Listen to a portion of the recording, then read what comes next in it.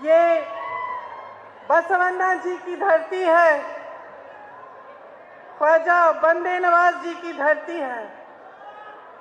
यहाँ आपने बड़े संतों की सीख आपने निभाई, मिलजुल कर प्रेम से आप सब रहते हैं। सच्चाई सत्य का जो पथ था वो आपको दिखाया गया और आपकी ये धरती एक तरह से एक पवित्र धरती है। ये परमादरणीय खड़गे जी की भी कर्मभूमि है। वो संघर्ष के प्रतीक हैं, सत्य के प्रतीक हैं और जैसे मैंने कहा हम सब के लिए उस राजनीति के मिसाल हैं जो राजनीति सच्चाई की राजनीति है, श्रद्धा की राजनीति है और एक समर्पित राजनीति है। देखिए मेरी प्यारी बहनें, ये जो संतों की धरती है इसने आप सबको सत्य के बारे में सिखाया, एक रास्ता दिखाया। हमारा देश भी ऐसा देश है जिसके बारे में, जिसका जो आधार है वो सत्यमेव जयते है।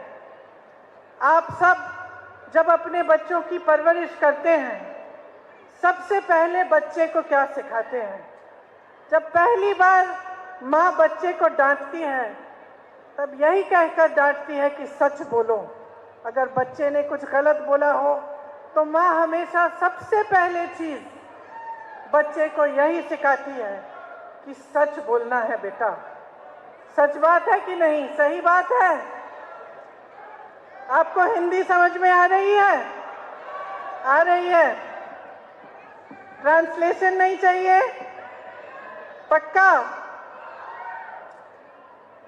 तो देखिए इस देश की नींव सत्य के आधार पर डली।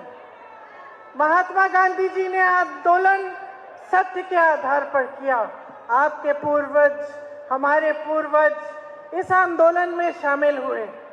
तो हमारी जो राजनीति है वो पूरी राजनीति ही सच्चाई के आधार पर बनी। हमने हमेशा अपने नेताओं से ये उम्मीद रखी, ये आशा रखी कि हमारे नेता हमारे प्रति श्रद्धा रखेंगे, हमारे देश के प्रति समर्पण का भाव रखेंगे, सेवा का भाव रखेंगे और सबसे ऊपर हमने आशा यही रखी कि हमारे नेता हमसे सच बोलेंगे और एक ऐसी राजनीति होगी हमारे देश में जो सत्य पर आधारित होगी। कांग्रेस पार्टी ने ऐसी राजनीति करके आपको दिखाई। जो सरकारें आई हमेशा आपके लिए सच्चाई से और श्रद्धा से काम करके दिखाया। लेकिन आज इस देश की सच्चाई बदल रही है। 10 सालों से आपने देखा कि जो राजनीति आपके सामने हो रही है वो शान, शोहरत, स्वाभिमान और सत्ता की राजनीति है। उसमें सत्य की कोई जगह नहीं रही।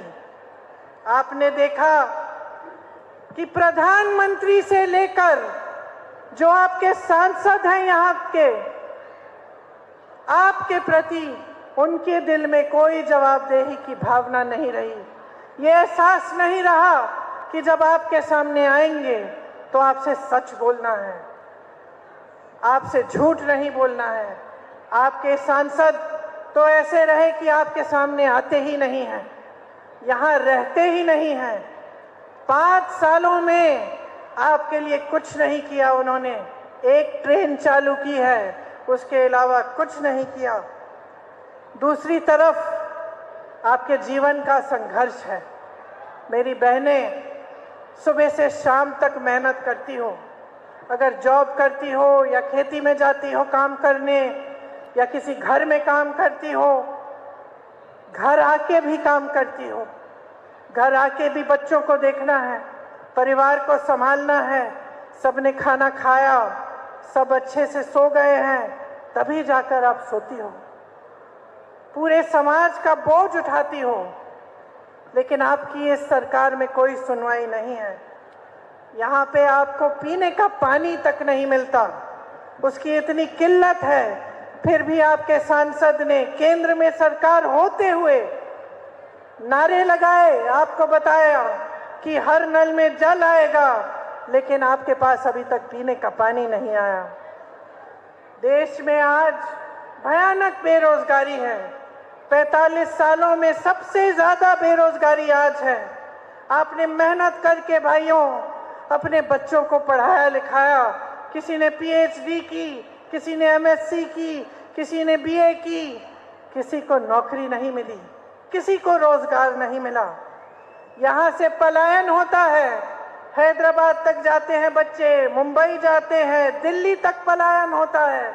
वहाँ पे कंस्ट्रक्शन में मजदूरी करते हैं पढ़े लिखे बच्चे। यहाँ सेदम के सीमेंट कारखाने में आपको रोजगार नहीं मिलता।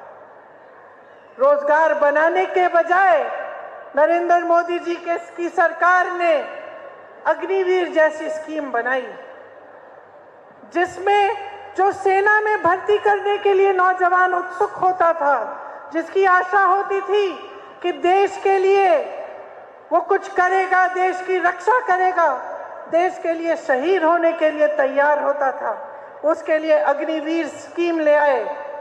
उस सेना की भर्ती उन्होंने 4-5 सालों की कर ली, ताकि उसमें भी कोई उम्मीद नहीं है कि जीवन भर के लिए सेवा करने के बाद कोई जीवन की सुरक्षा होगी, आमदनी होगी, माँ बाप के लिए कुछ घर ला पाएंगे। तो इस सरकार ने रोजगार के मुद्दे को एकदम नकारा है। इसके 10 सालों में नरेंद्र मोदी जी ने रोजगार पैदा करने के लिए एक सही काम नहीं किया। बड़े बड़े कारखाने होते थे सरकार के, पीएसयू, उनकी सब्सिडरी सारी अपने बड़े बड़े खरबपति मित्रों को बांट दी। जो बंदरगाह थे, जो एयरपोर्ट थे, जितनी भी बड़े बड़े सरकार के संस्थान से थे, एक एक करके अपने दोस्तों को बांट दिए। खेती किसानी में आज किसान कमा नहीं पा रहा है।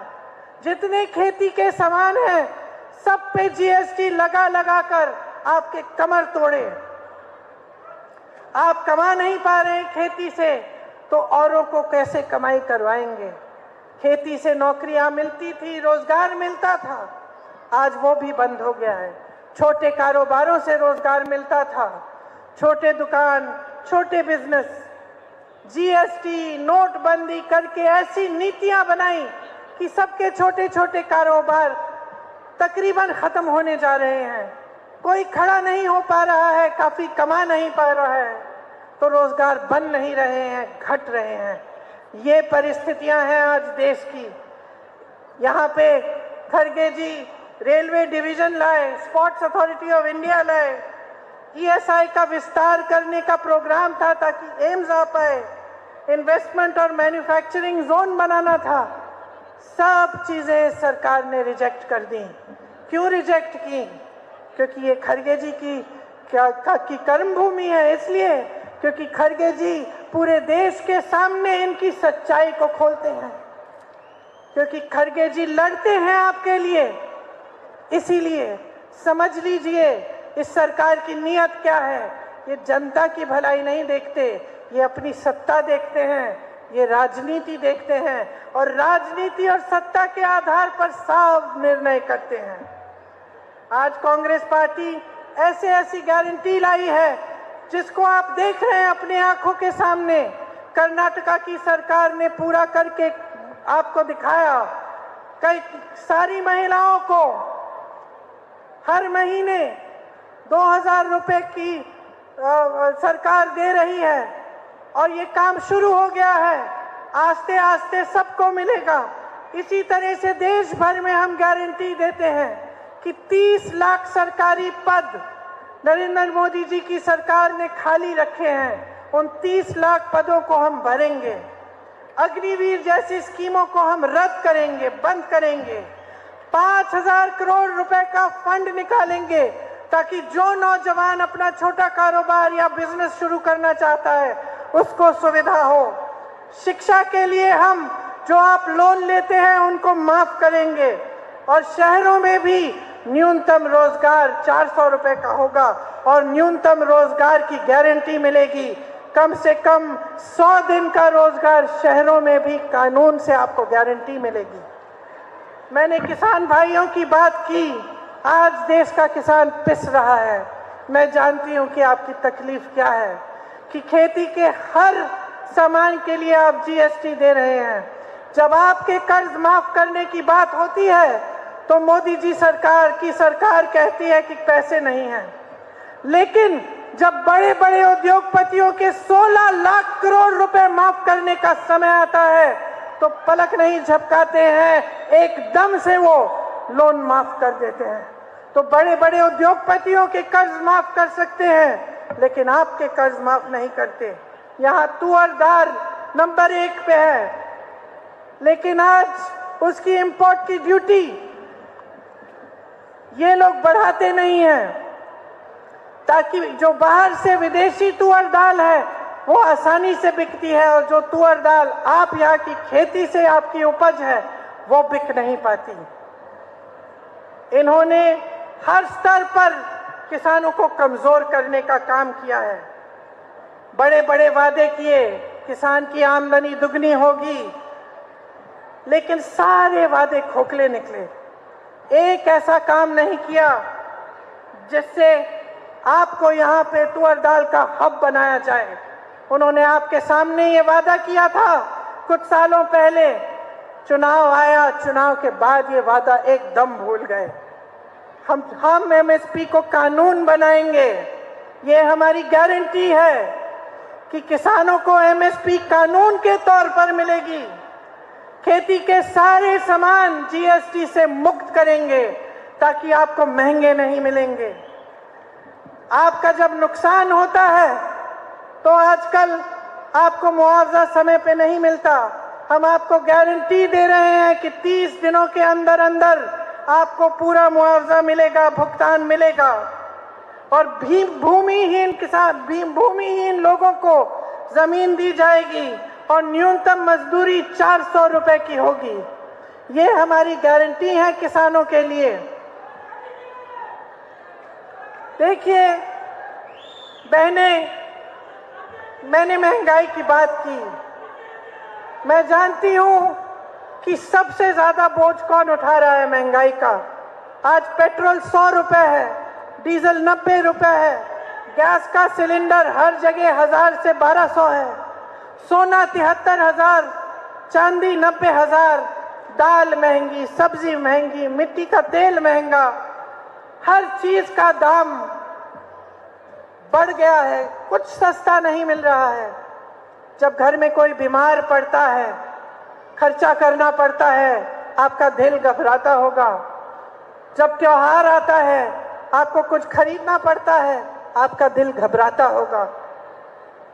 जब घर में मुश्किल पड़ती है, किसी को खाना नहीं मिल रहा है, तो मैं जानती हूँ कि आप ही भूखी रहती हैं, सबको खिला के सोती हैं, संघर्ष आप करती हैं।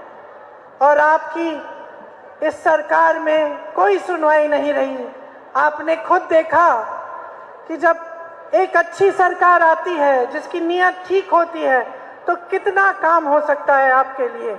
आजकल पूरे कर्नाटका में आप बस से यात्रा करती हैं, फ्री में करती हैं ना? करती हैं। अच्छा लग रहा है आपको ये? तो देखिए, जब सरकार की नीयत ठीक होती है तो ऐसी स्कीम्स लाते हैं जिससे आपकी मदद होती है।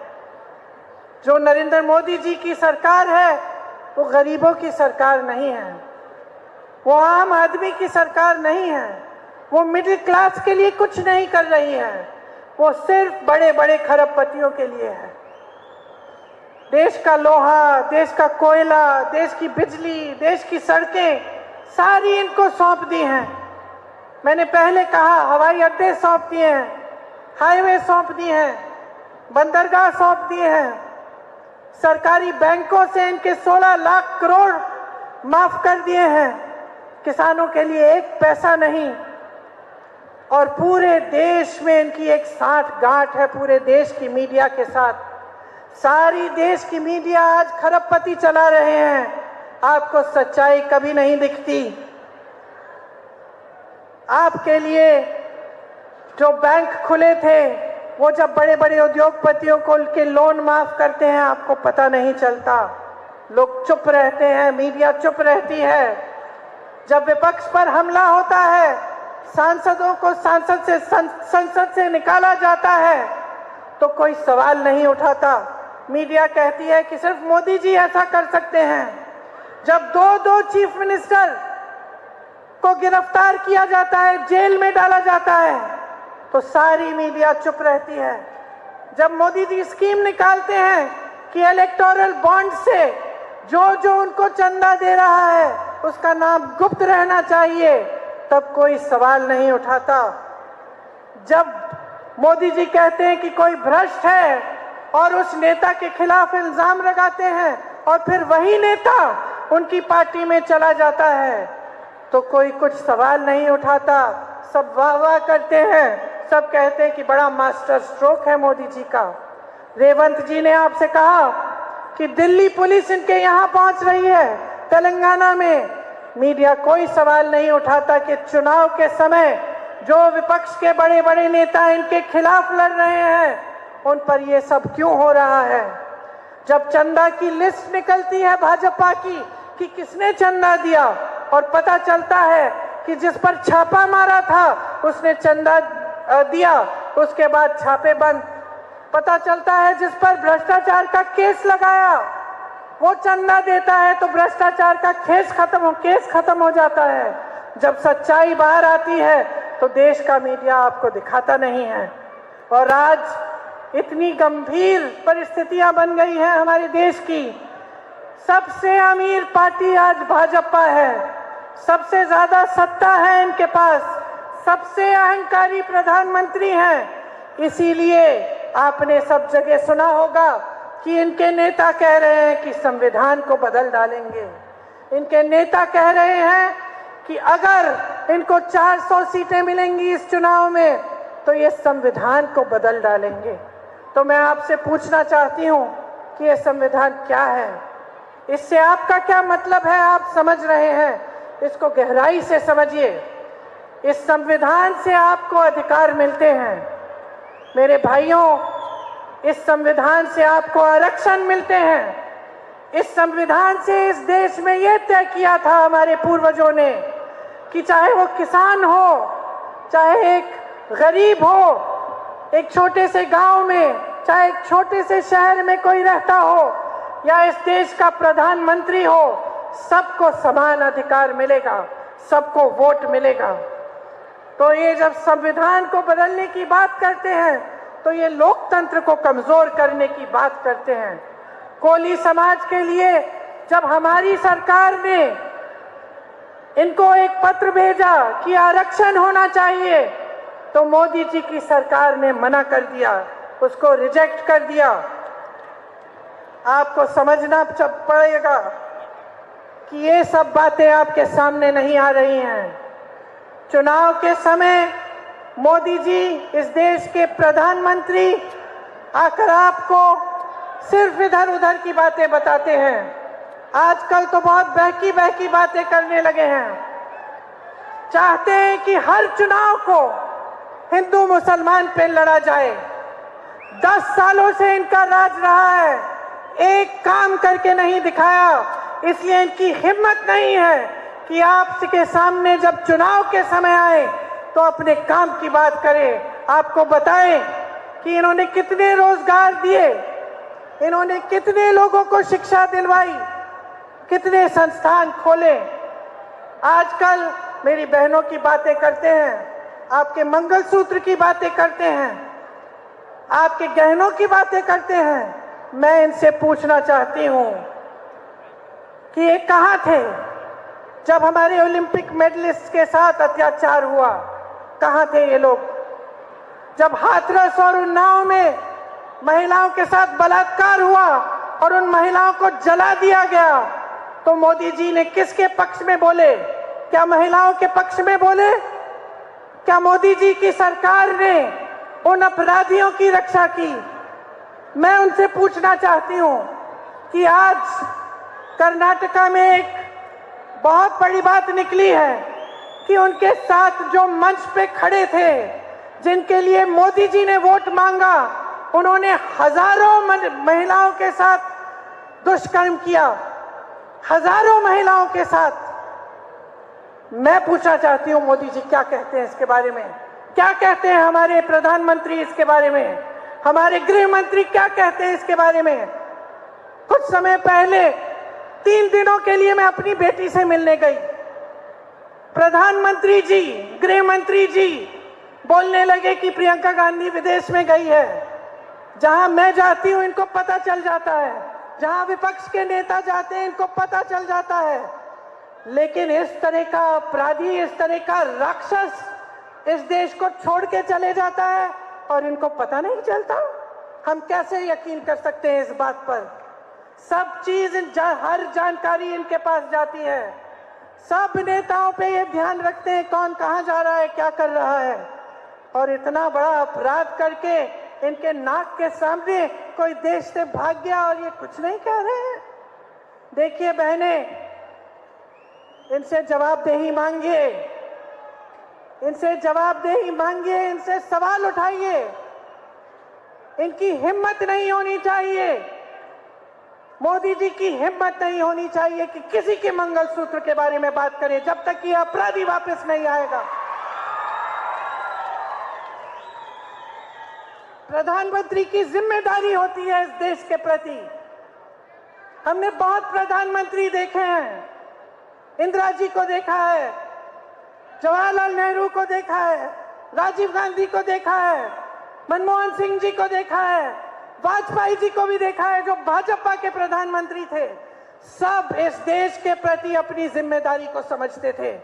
सबसे बड़ी जिम्मेदारी यह है कि सच बोले, और दूसरी जिम्मेदारी यह है कि देश की सुरक्षा इनके हाथों में है।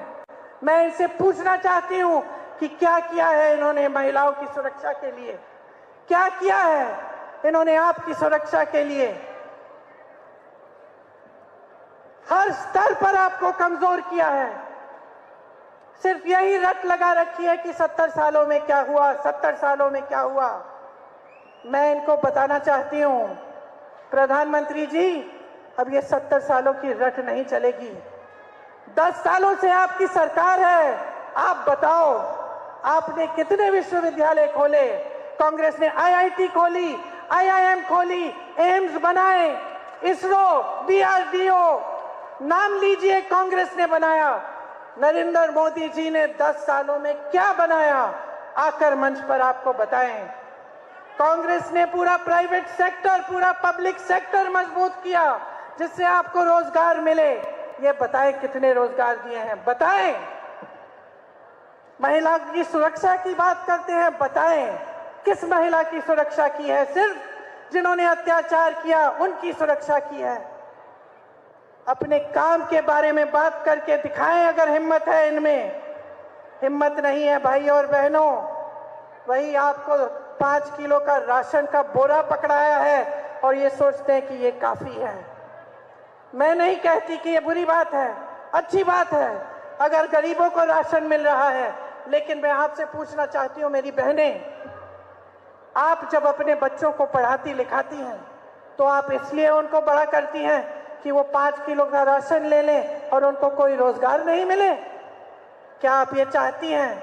क्या ऐसे विकसित होगा हमारा देश कि जहां जहां संकट है वहां संकट बढ़ाया जा रहा है, जहां जहां गरीब है वहां गरीब होते जा रहा है, और जहां जहां इनके खरबपति मित्र हैं वो और भी अमीर होते जा रहे हैं? क्या ऐसे ही आगे बढ़ेगा ये देश? क्या ऐसे ही तरक्की होगी आपके परिवारों की, आपके शहरों की, आपके गांव की? नहीं।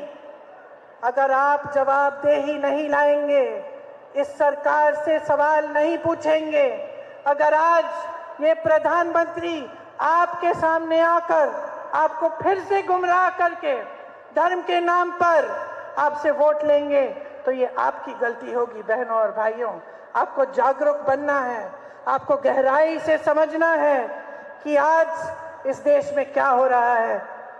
मेरी बहनें, आपकी जो गारंटी है जो कर्नाटका की सरकार दे रही है आपको, उसके अलावा हम पूरे देश भर में महिलाओं के लिए गारंटी लाए हैं कि हर महिला, जो हर परिवार में जो सबसे बड़ी महिला है, उसको 1 लाख रुपए सालाना सरकार देगी। 25 लाख तक आपको स्वास्थ्य बीमा सबको मिलेगी, मतलब कि स्वास्थ्य की सारी सुविधाएं 25 लाख तक मुफ्त मिलेंगी। सरकारी नौकरियों में 50% महिलाओं को मिलेंगी।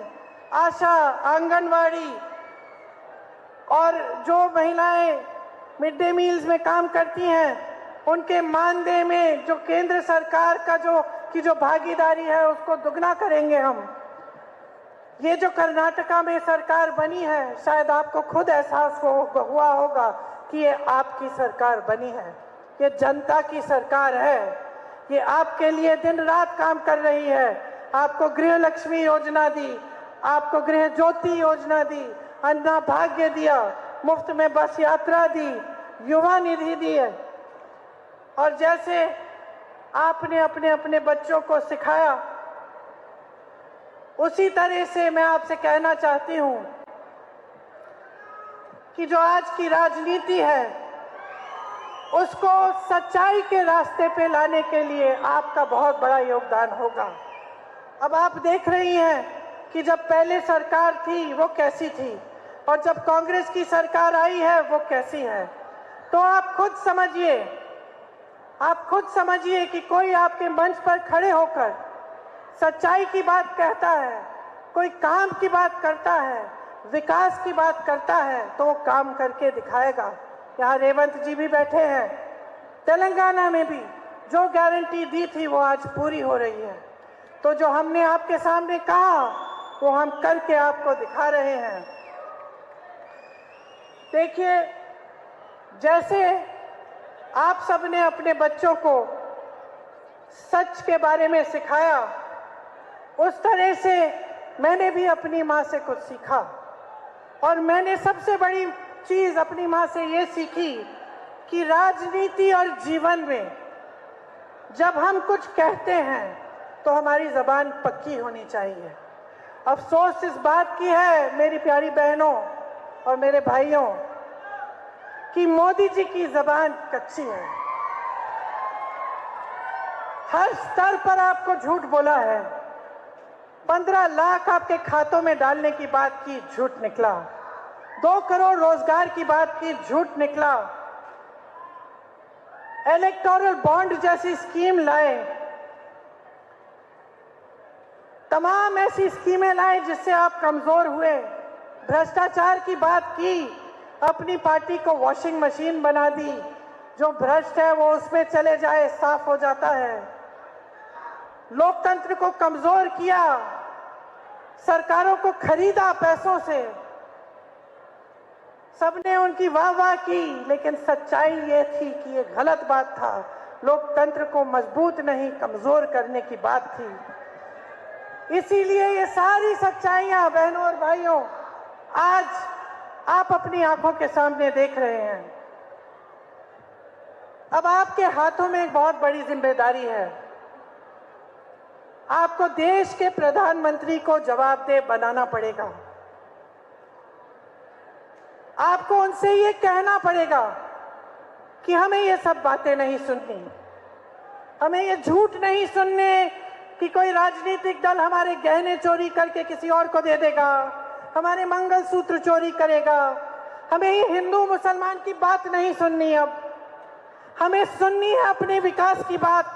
हम चाहते हैं तुम मुद्दे पे आओ, मोदी जी यहाँ खड़े होकर आपको जवाब दें, आपके मुद्दों पे जवाब दें। ये आपको बता कर जाए कि इनकी 10 सालों से सरकार है, यहाँ पे आपको पीने का पानी क्यों नहीं मिल रहा है। देखिए, आप थकी हुई हैं, काफी समय से यहाँ इंतजार कर रही हैं, सबके भाषण सुने। मैं ज्यादा लंबी बात नहीं करना चाहती। मैं सिर्फ आपसे ये आग्रह करना चाहती हूं कि इस देश का भविष्य आपके हाथों में है। आप अपने बच्चों का देखभाल करती हो, बच्चों को बड़ा करती हो, उनका भविष्य बनाना चाहती हो। वही इस देश की नई पीढ़ी है। इसी तरह से मेरे किसान भाई मेहनत करते हैं, इस देश की धरती को सींचते हैं अपने पसीने से। आप ही इस पूरे देश के अन्नदाता हैं, इस देश को खिलाते हैं, ये देश आपका है। आज लोकतंत्र को कमजोर करने की बात है, संविधान को कमजोर करने की बात है, आरक्षण को कमजोर करने की बात है। आपके लिए रोजगार नहीं है, महंगाई बढ़ती चली जा रही है, तो इस परिस्थिति को बदलने की चाबी आपके हाथों में है। आपका ये जो कीमती वोट है, इसको आप व्यर्थ मत करो। सोच समझ के ये वोट दो, विवेक से ये वोट दो, अपनी सच्चाई देखो। जो आपको बताया जा रहा है वो सच नहीं है, जो आप टीवी में देख रहे हैं वो सच नहीं है। सच्चाई आपका जीवन है, सच्चाई यही है, आपका संघर्ष है। और मोदी जी सत्ता से इतने घिर चुके हैं, इतने अहंकारी बन गए हैं कि उनके आसपास के लोग उनको बता भी नहीं पा रहे हैं, उनको पता भी नहीं है कि आप कितना संघर्ष कर रहे हैं। ये एहसास उनको हो ही नहीं सकता। जिसका परिवार होता है, जो गरीबी में रहता है, जो संघर्ष करता है, जो खेती करता है, जो मजदूर है, उसका संघर्ष मोदी जी समझ नहीं पा रहे हैं। तो समझाने का एक ही तरीका है, चुनाव के दिन आप अपने वोट को समझदारी से इस्तेमाल कीजिए, इस सरकार को निकाल फेंकिए और एक ऐसी सरकार लाइए जो आपके प्रति जवाबदेह हो, जो आपके लिए काम करके दिखाइए। ऐसे नेताओं को आगे बढ़ाइए, जैसे आपके सामने खड़गे जी बैठे हैं, 50 सालों से आपकी सेवा की है, परिवार में कितने संघर्ष देखे हैं, कितना दुख देखा है, लेकिन सेवा का रास्ता नहीं छोड़ा, सच्चाई का रास्ता नहीं छोड़ा, आपके लिए संघर्ष करते रहे। और हम सब उनसे प्रेरणा लेते हैं और हम सब आपकी सेवा में समर्पित हैं। आपसे यही आग्रह है कि अपना वोट व्यर्थ मत कीजिए, भारी बहुमत से कांग्रेस को फिर से जिताइए और अपना भविष्य अपने हाथों में लीजिए। धन्यवाद। जय हिंद।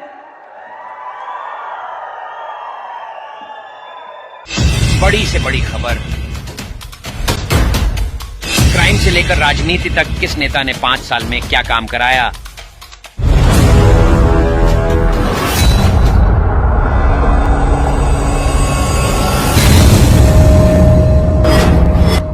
मिलेगी सबसे पहले हर खबर चेंजिंग फ्यूचर न्यूज पर, जो बदलेगा आपका